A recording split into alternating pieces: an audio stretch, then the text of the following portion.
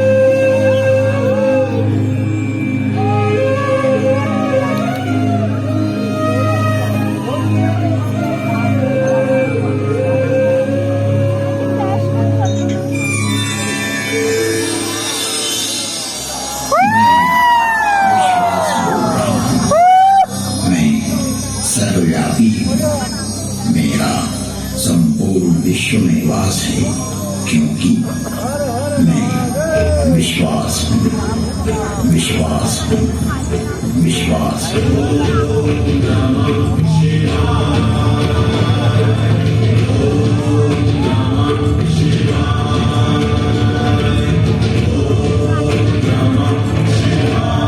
इस अंतहीन ब्रह्मांड में प्रचंड प्रलय करता एवं प्रलय नियंत्रक मैं ही हूँ।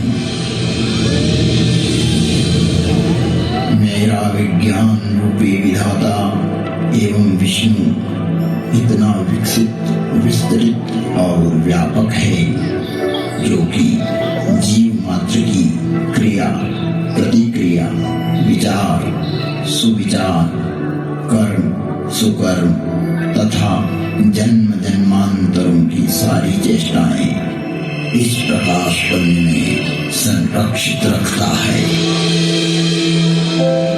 और फल सुफल का प्रतिफल यहीं से प्रादुर्भूत होकर परिणाम में परिवर्तित होता रहता है। मेरी इस संरचना में से किसी का कोई भी किया हुआ कर्म मिटाया नहीं जा सकता।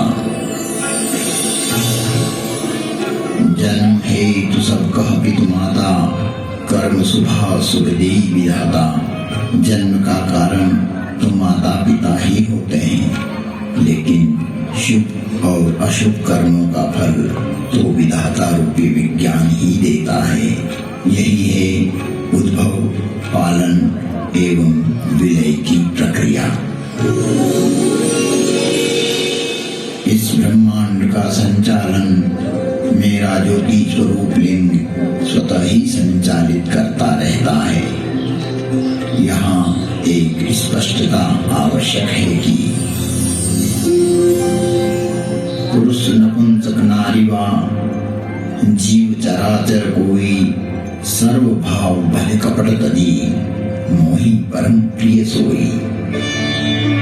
इस चराचर जगत में व्याप्त जीव मात्र, चाहे वो पुल्लिंग हो, स्त्रीलिंग हो, नपुंसकलिंग हो या चराचर जगत में किसी का भी प्रतीक हो, अर्थात किसी भी लिंग का जीव हो, कपट छोड़कर जो भी सर्वभाव से मुझे बसता है वही मुझे परम प्रिय है। यहाँ लिंग का अभिप्राय श्रेणी, वर्ग, वर्ण, विभाग से है, किसी के प्रतीक से है, न कि कोई अंग विशेष।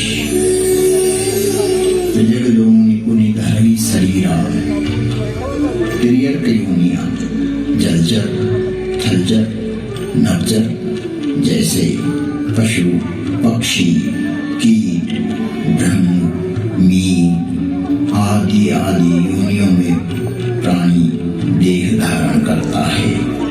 जैसा कि हमारे यहाँ 84 लाख योनियों का वर्णन मिलता है। स्पष्ट है कि योनि अर्थात जीव का एक प्रकार। जगत में शिवलिंग एवं योनि को अंग विशेष के रूप में प्रचारित करना सनातन धर्म को प्रदूषित करने की कुचेष्टा है। शिवलिंग एक ज्योति का स्वरूप है। आज भी शिव के 12 स्थान ऐसे हैं जिन्हें ज्योतिर्लिंग ही कहा जाता है। जो प्रतीक यहाँ प्रदर्शित किया जा रहा है यह है शिवलिंग।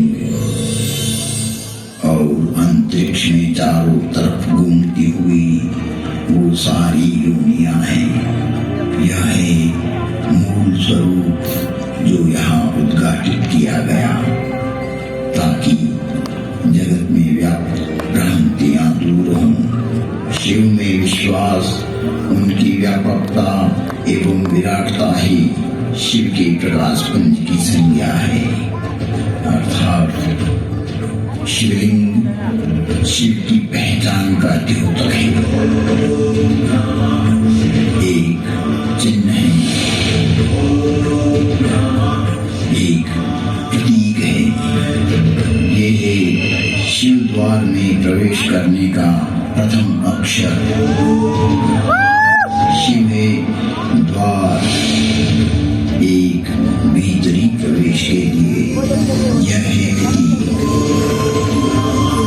इस स्पष्टता के उपरांत भी भ्रामक अर्थ प्रचारित करना उचित नहीं है।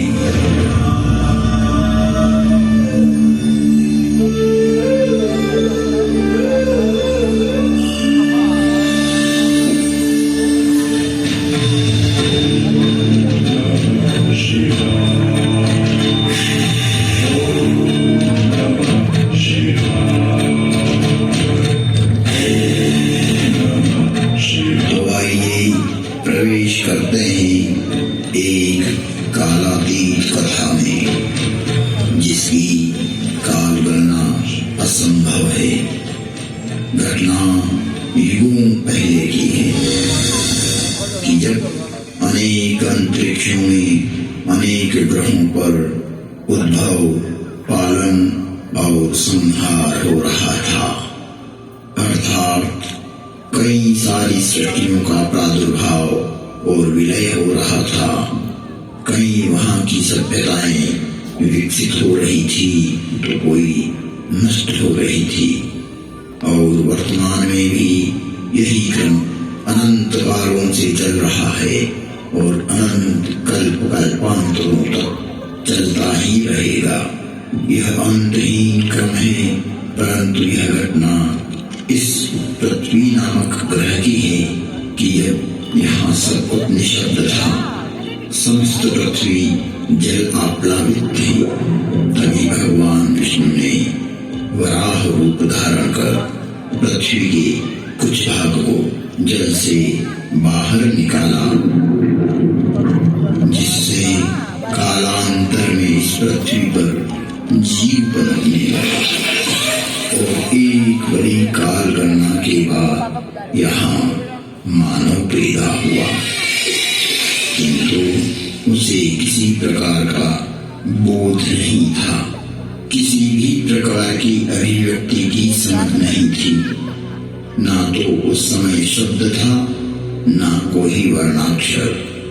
चराचर जीव जगत अपने अपने समूह में एक मूक दृष्टि से एक दूसरे को निहारते थे, लेकिन कुछ भी अभिव्यक्ति नहीं कर सकते थे।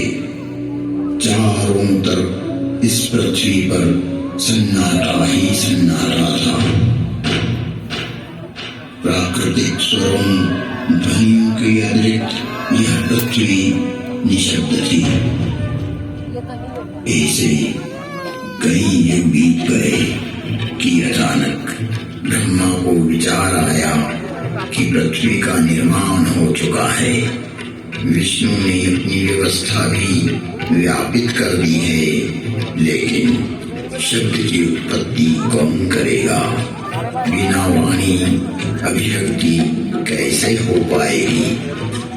जब ब्रह्मा और विष्णु को प्रेरणा हुई कि देवों के देव महादेव ही इस सृष्टि में शब्द की स्थापना कर सकते हैं, शब्द ब्रह्म का दान दे सकते हैं,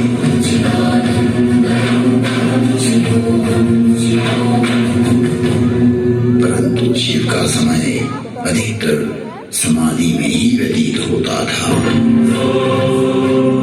जगत में वेद की स्थापना के लिए, मनुष्यों में, प्राणियों में सत्य, प्रेम और करुणा की भावना प्रकट करने के लिए, शब्द को देह देने के लिए महादेव को समाधि से जगाना अति आवश्यक है।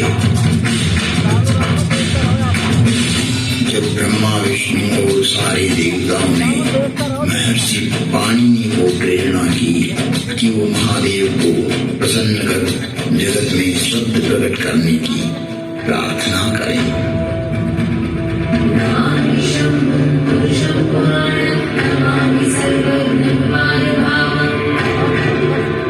महर्षि पाणिनि की निष्क्रिय एवं जगत कल्याण की भावना से की गई तपस्या ने भगवान शिव की समाधि में विघ्न डाला। महादेव की समाधि असमय भंग हो गई। महादेव के जागते ही उनका रौद्र रूप प्रकट हुआ और उन्होंने अपना नाद शस्त्र डमरू उठाया और भयंकर तांडव करने लगे।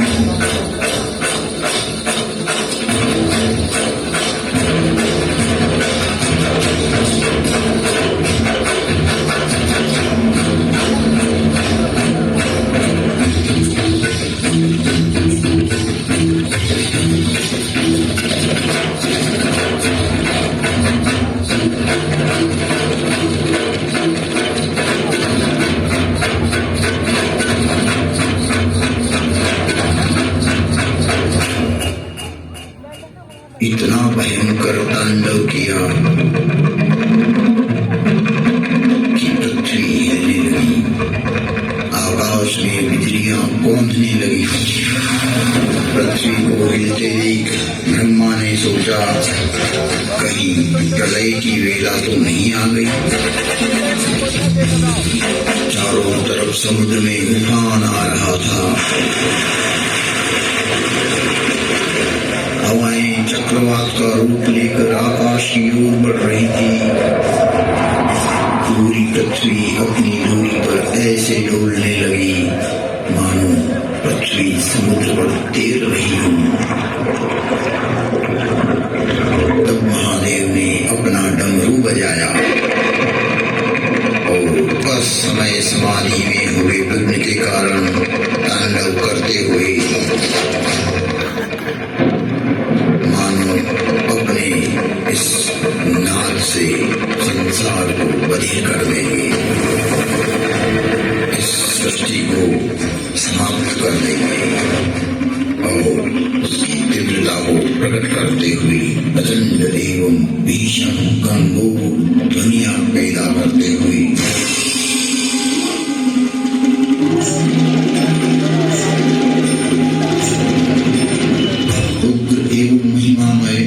भयंकर डमरूनाद किया, जिससे प्राणी मात्र की श्रवण इंद्रियां लुप्त हो गई। नाद इतना भयावह था कि प्राणी मात्र के कर्ण भेद हो गए। कुछ काल के लिए यह स्थिति बन गई।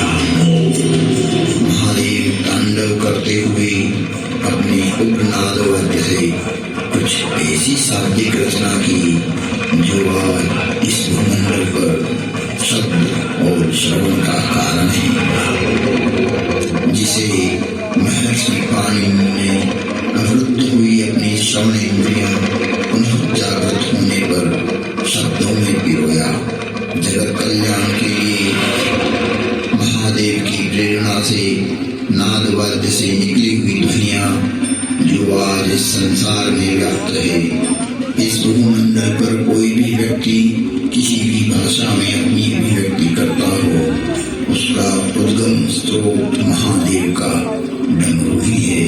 और वो डमरू इस प्रकार बोला, हरि ओम ऋ ऋ ऐ ओम ऐ ओ हयवर लं यमगणनं जभय गणदश जब गणदश खपचटत चटतव कपय शशशर हल।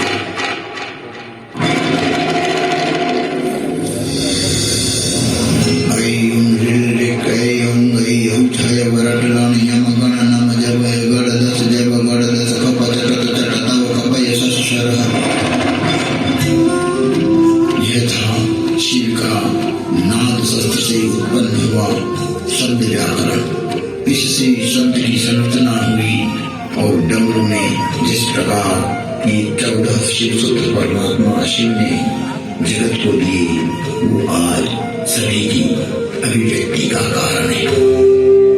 इति माहेश्वराणि सूत्राणि अनादि संज्ञार्थानि ऐसा मंत्या इतः हकारादि स्वकार उच्चारणार्थ लन्मध्येपि तत्संज्ञक। शिव के नाद तांडव के बाद संध्या, संधि, औष्ठ, जिह्वा, कंठ, नासिका, पुल्लिंग, स्त्रीलिंग, नपुंसकलिंग आदि आदि वर्णों की उत्पत्ति के स्थान तय हुए। वाणी में व्यापकता आई, वाणी की श्रेणियां निर्धारित हुई, वर्ण का लिंग तय हुआ। मुख और नासिका से एक साथ उच्चारित होने वाले वर्णों की उत्पत्ति हुई, जो लघु सिद्धांत कौमुदी में संक्षिप्त रूप से वर्णित है, जिसका विस्तार सिद्धांत कौमुदी में प्रतिपादित हुआ है। इसे हम अल्प समय में अभिव्यक्त नहीं कर सकते। शिव के निनाद तांडव के उपरांत महर्षि पाणिनि ने शब्द की रचना की और अक्षर को रूप देने के लिए प्रथम प्रार्थना की। न त्वां सरस्वतीं देवीं शुद्धां पुण्यां करोम्यहं पाणिनीय प्रवेशाय लघु सिद्धांत कौमुदी।